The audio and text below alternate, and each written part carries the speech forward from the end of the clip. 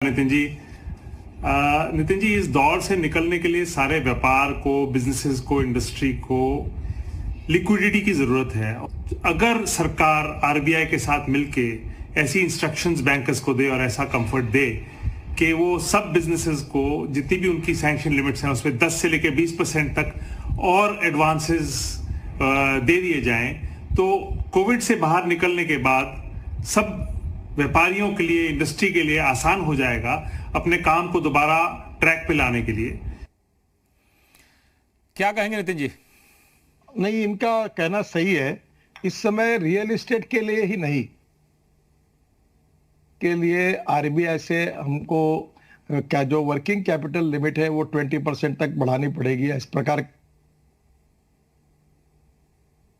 जी liquidity का problem है। पर रियल एस्टेट का प्रॉब्लम यह है कि इन्होंने बड़े बड़े फ्लैट्स बना के रखे हैं और इस देश में 10 लाख रुपए का घर लेने की ताकत रखने वाले लोग 1% है और वो खत्म हो गए। अब ये फ्लैट लेने के लिए बहुत कम लोग हैं और इसलिए इनकी समस्या पहले से ही खड़ी हुई है।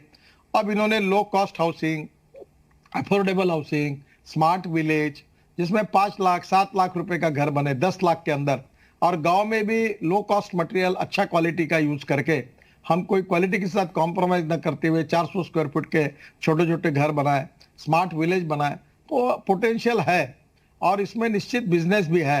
थोड़ा सा इनको भी बिजनेस पैटर्न बनाना पड़ेगा। पर जो आदत पड़ी थी कि मुंबई में, पूना में, दिल्ली में बड़े बड़े फ्लैट बना रहे थे, मार्जिन अच्छी मिल रही थी, फ्लैट करोड़ों में जा रहे थे, वो परिस्थिति अब खत्म हो गई। तो समय के साथ बदलना भी होगा और ये रियल एस्टेट बहुत कठिनाई से जा रही है और मैं मानता हूं कि इसके बारे में निश्चित रूप से रिजर्व बैंक में या बैंकों में या फाइनेंस मिनिस्ट्री में जब हमारी चर्चा होती है तो मैंने कहा 10 साल के लिए हाउसिंग लोन मिलता है, तो मैंने सुझाव दिया था कि ये 20 साल के लिए कर दो ताकि इसका ईएमआई कम होगा तो लेने वालों की संख्या बढ़ जाएगी।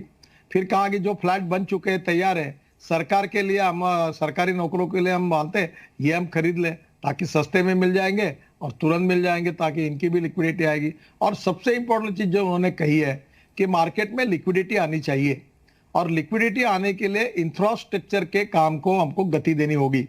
अब जैसे रोड कंस्ट्रक्शन में हमने पिछले 5 साल मेरे मंत्री पद के कार्यकाल में हमने करीब 17 लाख करोड़ के वर्क अवार्ड किए, पोर्ट, शिपिंग, वाटर रिसोर्सेस और रोड में। और अभी हमने तय किया है कि हमारा इसमें रोड में 2 साल में 15 लाख करोड़ के रोड के हम काम अवार्ड करेंगे ताकि मार्केट में लिक्विडिटी आए। और ये बात है कि मार्केट में लिक्विडिटी नहीं आएगी तो लोगों की परचेसिंग पावर नहीं बढ़ेगी। परचेसिंग पावर नहीं बढ़ेगी तो ये जो बिजनेस का चक्र है ये गतिशील नहीं होगा। और ये बिल्कुल हमारी कोशिश यही है कि इंफ्रास्ट्रक्चर में कैपिटल इन्वेस्टमेंट आकर लिक्विडिटी मार्केट की कैसे बढ़े और हमारी इकोनॉमी का चक्र और गति से कैसे चलेगा, ये कोशिश हम लोग कर रहे हैं।